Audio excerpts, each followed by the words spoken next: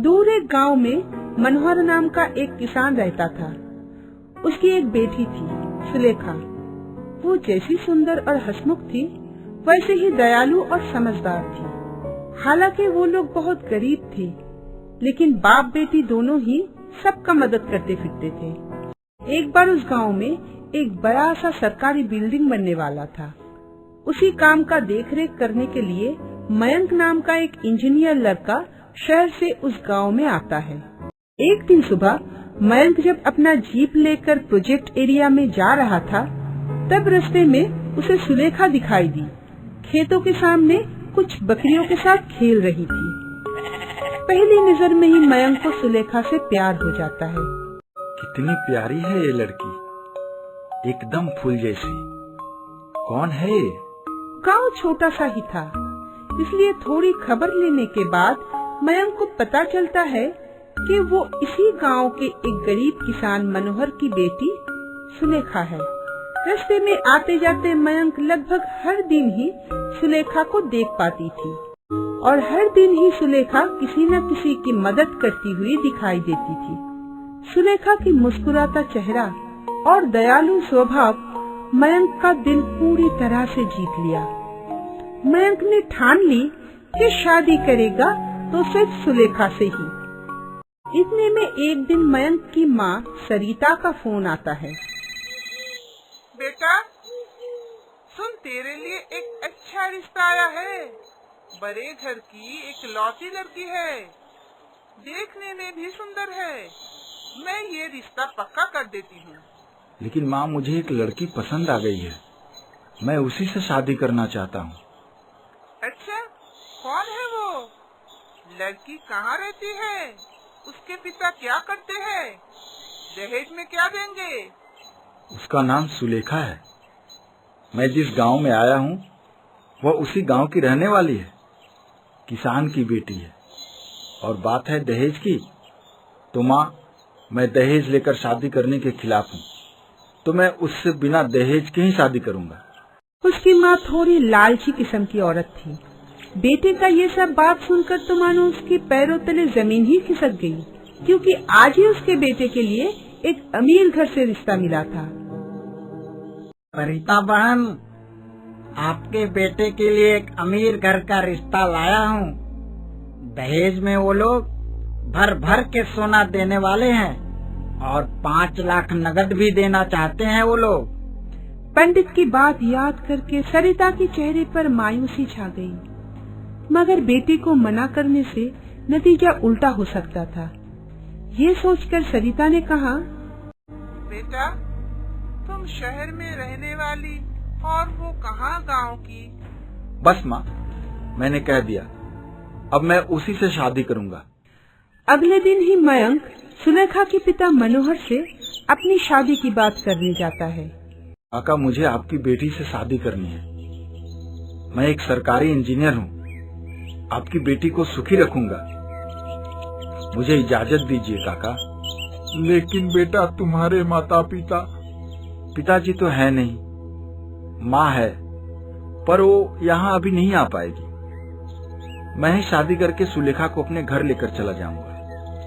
अगर आप राजी हो तो तैयारी शुरू कर दूं?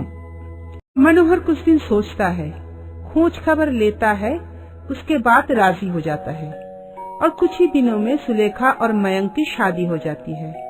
शादी के बाद मयंक सुलेखा को लेकर अपने घर लौट आता है। मयंक की माँ सुलेखा को देखकर मन ही मन जल भुन जाती है। पता नहीं मेरे बेटे को इस लड़की में क्या दिखा है। इतने अमीर घर की लड़की का रिश्ता ठुकरा कर इस लड़की के चक्कर में है। इसी लड़की की वजह से लाखों की लक्ष्मी मैं घर ला नहीं पाई। चलो कोई नहीं, अब मैं इसे बताती हूँ कि ससुराल किसे कहते हैं। इसे मैं इतना सताऊंगी कि ये खुद ही इस घर को छोड़कर चली जाएगी और मैं अपनी बेटे का फिर से कोई लखपति की बेटी के साथ शादी करवा दूंगी। ए सुलेखा बहू, ओ सुलेखा बहू, कहाँ हो? जल्दी यहाँ आओ, नाश्ता बनाओ। हाँ माँ जी, आई, अभी बनाती हूँ। नाश्ता करके मयंक ऑफिस चला जाता है। सुलेखा अपने कमरे में आराम करने जा ही रही थी, तभी उसकी सास उसे कहती है, ओ महारानी, कहाँ जा रही हो? ये कपड़े कौन धोएगा? तुम्हारे पिता ने कोई वॉशिंग मशीन नहीं दिया है जो आराम करने चली। सारे कपड़े हाथों से धोने होंगे। माँ जी, आप मुझसे ऐसे क्यों बात कर रही है? ऐसे ना बात करूँ तो क्या करूँ? तुम्हारे पिता ने कौन सा महल दिया है तुम्हें जो राज करेगी? घर का सारा काम खत्म कर जाकर पूरे घर का साफ सफाई, कपड़े धोना, ये सब खत्म करके खाना तैयार रखना। मैं पड़ोसी के घर होकर आती हूँ। सुलेखा कुछ नहीं कहती और सारा काम चुपचाप खत्म करती है। रात को जब मयंक काम से घर लौटता है, तब सुलेखा उसे सारी बात बताती है। सब सुनकर मयंक कहता है, सुलेखा, माँ थोड़ी कड़क मिजाज की है, तुम्हें थोड़ा सहना पड़ेगा। समय के साथ जब वह तुम्हें पहचानने लगेगी तो वह भी तुमसे प्यार करने लगेगी। हाँ, मैं समझ रही हूँ।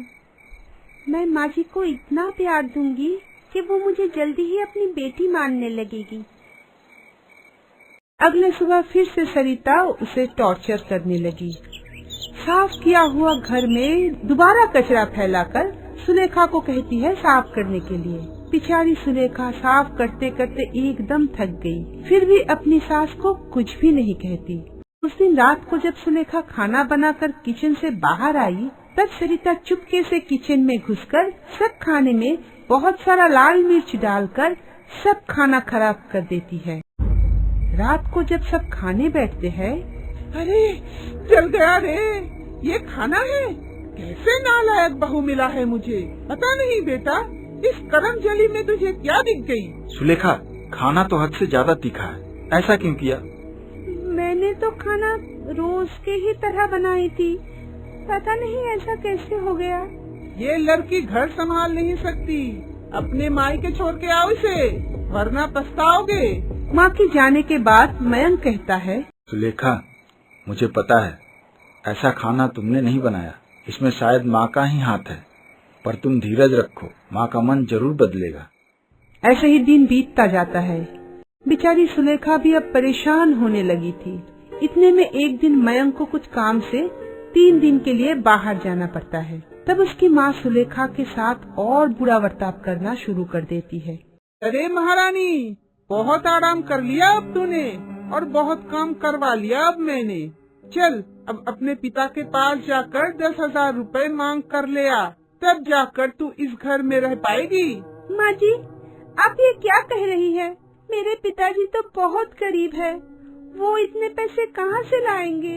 मैं कुछ नहीं जानती, गरीब है इसलिए ही तो मेरे बेटे पर दौड़े डाली थी। बस माँ जी, मैं और कितना बर्दाश्त करूँ? आप मुझे इतना कुछ कैसे बोल सकते हैं? बर्दाश्त की भी कोई हद होती है माँ जी। अच्छा, अब तू मेरे ऊपर आवाज उठाएगी? रुक, बताती हूँ। तभी सरिता अपनी बहू को मारना शुरू कर देती है। बेचारी सुलेखा सब कुछ बिना आवाज किए बर्दाश्त कर लेती है। सुलेखा को काफी मारने के बाद उसकी सास जब गुस्से में जल्दी से सीढ़ियों से नीचे उतरने लगी, तभी अचानक सरिता की पैर फिसलकर सीढ़ियों से गिर जाती है और उसके सर में बहुत गहरी चोट लग जाती है। माँ जी, ये क्या हो गया माँ जी? अब मैं क्या करूँ? सुलेखा जैसे तैसे करके अपनी सास को लेकर अस्पताल आ जाती है और डॉक्टर फौरन इलाज करना शुरू कर देता है। फिर डॉक्टर सुलेखा से कहता है, आपकी माँ के शरीर से काफी खून निकल चुका है, तुरंत ही उसे खून देने की जरूरत है। डॉक्टर, इस ग्रुप का खून तो मेरे शरीर में भी है, अब मेरा खून ले लीजिए। तब डॉक्टर सुलेखा के शरीर से खून लेकर उसकी सास के शरीर में देता है। उसकी सास की हालत बहुत ही बुरी थी, लेकिन धीरे धीरे सरिता की हालत में सुधार आती है और कुछ ही दिनों में उसकी छुट्टी हो जाती है। तब मयंक सरिता को घर ले जाने आया। तब सरिता डॉक्टर से कहा, धन्यवाद डॉक्टर साहब। धन्यवाद तो आपकी हिम्मत वाली बहू को दीजिए, वो अकेले आपको यहाँ समय पर लेकर आई, और इतना ही नहीं, अपना खून देकर आपकी जान बचाई। जरा सी भी देर हो जाती तो आपकी जिंदगी को खतरा था। डॉक्टर की बात सुनकर सरिता को मन ही मन अपनी गलतियों पर बहुत ही पछतावा होती है। घर लौटने के बाद सुलेखा सरिता की बहुत अच्छी से देखभाल करने लगती है और कुछ ही दिनों में उसकी सास फिर से अच्छी हो जाती है। एक दिन वो अपनी बहू से कहती है, मुझे माफ कर दे बेटी, तेरी जैसी बहू मुझे ढूंढने पर भी नहीं मिलती। आप माफी मत मांगिए, आप मेरी माँ जैसी हैं। तो अब बोलो माँ, मिली ना तुम्हें लाखों की बहू? लाखों की नहीं बेटा, करोड़ों की बहू मिली है मुझे। ये कहकर सरिता अपनी बहू को गले लगा लेती है। तब से सरिता सुलेखा को अपनी बेटी की तरह प्यार करने लगी।